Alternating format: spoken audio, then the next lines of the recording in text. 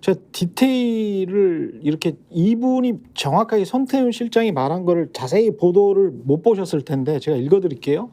종부세 사실상 폐지 바람직하고 그러나 초고가 주택 보유자 등은 유지하겠다. 1인 1가구 1주택이라도 저가의 다주택자들의 세금 부담이 크다라고 해서 이 저가의 다주택자들, 다주택 소유자들이 시장에 월세든 전세든 뭐 매매든 공급하는 측면들이 굉장히 많으니까 그들의 임대 공급자로서의 역할, 시장의 역할은 존중해 주자는 보수 정권 특유의 논리를 거기다 넣으면서 초고가 주택 보유자 등은 종부세를 유지하겠다고 한 거는 박찬대 원내대표의 발언 있지 않습니까? 1주택이면 아무리 고가라도 1주택이면 자기가 사는 거기 때문에 그거는 종부세를 폐지하는 것도 괜찮을 것 같다라는 요거에 대한 반대 프레임을 지금 넣은 겁니다. 그래서 굉장히 툭 던진 것 같지만 안에서는 정치적인 프레임 가지고 굉장히 싸우고 있다. 말씀하신 대로 네.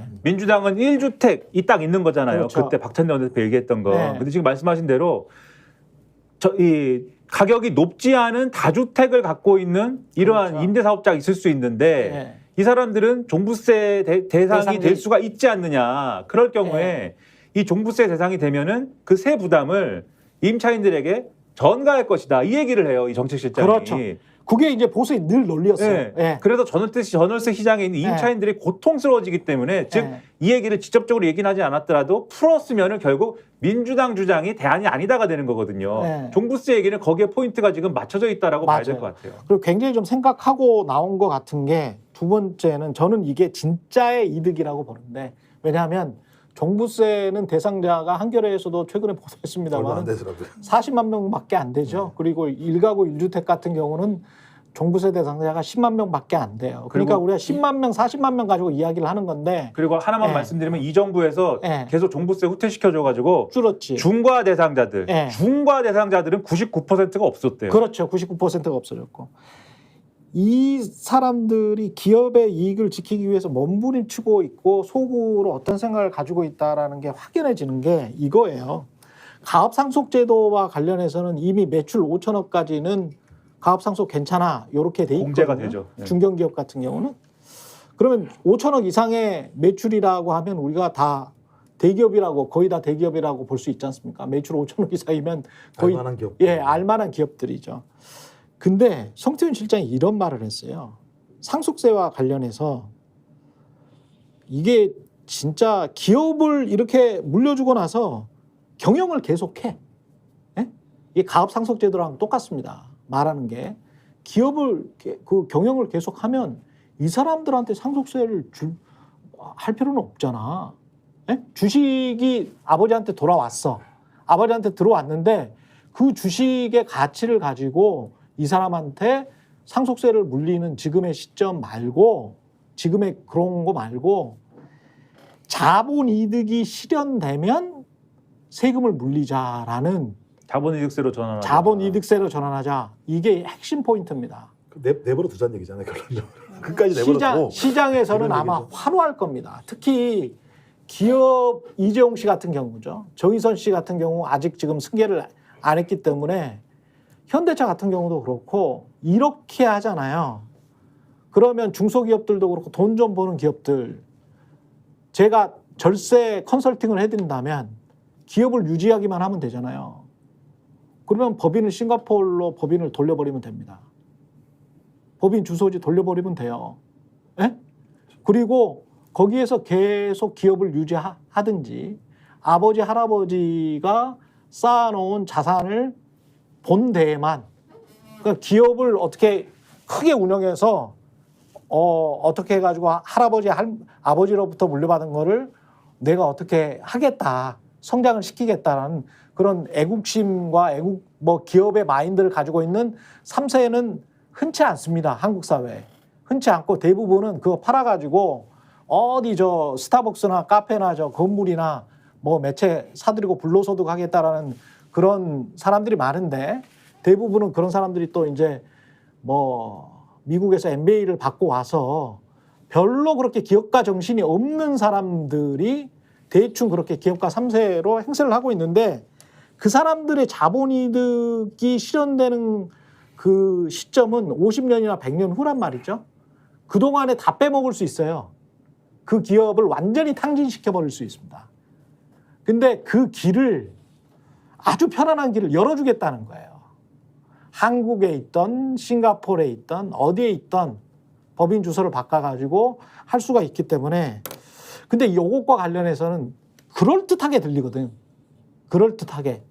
자본이득세로 바꿔버리고 그러면은 이게 부담이 없어지고 이 사람들이 매진해가지고 어떤 기업의 일에 종사할 것이다. 창업자 정신을 이어받을 것이다. 전혀 지금 시장에 나타나는 현상은 그렇지가 않습니다. 이재용 지금 삼성 받아가지고 10년 동안 잃어버린 10년 만들어버렸고요. 그 관련해가지고 지금 성공한 케이스가 거의 없어요. 재벌 3세들이. 근데 재벌 3세들 법을 지금 만들려고 하는 것 같아요. 재벌 3세 상속법. 그렇죠. 예, 이득은 그렇게 나오는 것 같은데. 근데 이게 예. 이걸 진짜로 그렇게 하자고 하면 국회에서 통과가 안 될 거 안 되지. 아닙니까? 근데 무조건 안 되거든요. 요 저희는 그건데 이걸 잘 포장을 했더라고. 그렇죠. 무조건 안 되기 때문에 자본이득세로. 무조건 통과가 안 되기 때문에 네. 그게 재벌이나 또는 초부자들한테 그 메시지를 주는 거죠.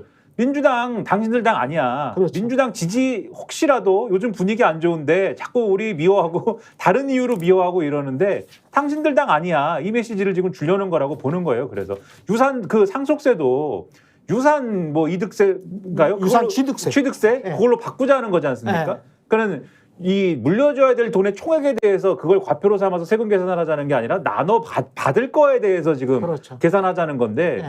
그렇게 바뀌면은 예를 들면 그것도 합리적일 것 같지만 그렇죠. 이미 근데 물려받을 게 얼마나 있습니까? 저는 빚밖에 없습니다. 물려받을 게 애초에 빚밖에 없고 그렇죠. 그 정도 그거를 야 이걸 통으로 묶는 거하고 나누는 거하고 이게 세금 차이가 얼마나 돼 계산할 사람들이 어떤 사람들이겠습니까 그게? 근데- 저는 이제 예. 토론은 필요하다고 봐요. 이게 예.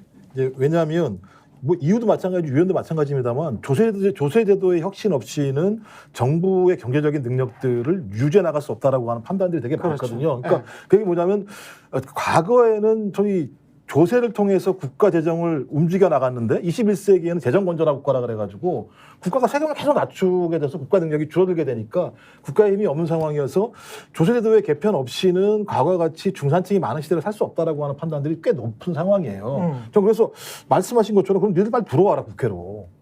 들어와야 될 거 아니에요. 대통령실에서 이 정도 얘기를 하면 입법 상황이기 때문에 국회 들어오지 않으면 아무런 얘기도 안 되는 거고 또 하나는 좋다. 뭐 종부세든 상속세든 논의가 필요하니까 그럼 소득세는 어떻게 할 거냐. 그렇지. 낮은 소득세를 어떻게 할 거냐. 그렇죠. 빠진 부분은 어떻게 할 거냐에 대한 부분들. 그다음에 재산세는 어떻게 할 거냐. 적어도 국가가 운영이 되려면 거기에 걸맞는 세수가 어느 정도여야 되는지 비율이 얼마인지 확인해야 될 측면이 분명히 있고요. 아까 제가 영국 말씀드렸잖아요. 예. 한 25조 정도의 우리 돈으로 25조 원 정도의 소위 세금 감면 조치가 30조 정도가 있는데 그 중에 복지 비용을 21조를 줄이는 거예요. 그러니까 어차피 국세가 줄고 정부의 재정 능력이 없게 되면 뭘 줄여야 되느냐? 복지 지출을 줄일 수밖에 없어요. 그렇죠. 그럼 누가 피해 보느냐? 그러니까 부자는 좋아지는데 그렇습니다. 서민과 중산층은 오히려 못 받게 되고 특히 가난한 사람들은 이전 소득 자체가 줄어들기 때문에 매우 궁핍하게 살 수밖에 없어요. 근데 하필이면 또 초고령 사회예요. 초고령 사회 중위소득 이하가 42%예요. 그렇죠. 그러니까 아무튼 지탱할 수 없는 재정 정책을 조세제도를 가지고 와서 지금 논쟁을 하자는 얘기밖에 안 되기 때문에 저는 이거 진짜 한번 이번에 좀 빡세게 토론했으면 좋겠다. 맞습니다. 아니 네. 지금 우리 사회에서 자산 불평등을 완화해야 된다는 것은 굉장히 중요한 화두예요. 자산 불평등을 그렇죠. 완화해야 된다는 그렇죠. 것은. 근데 그러한 역할을 하기 위한 정신을 가진 세금이 상속세와 종부세지 않습니까? 대표적으로. 스픽스는 말하는 언론입니다. 대세는 유튜브, 그중에서 스픽스. 좋아요, 댓글, 구독, 알림 설정. 여러분이 저희를 사랑해 주시고 우리가 여러분을 사랑하는 4가지 방법입니다.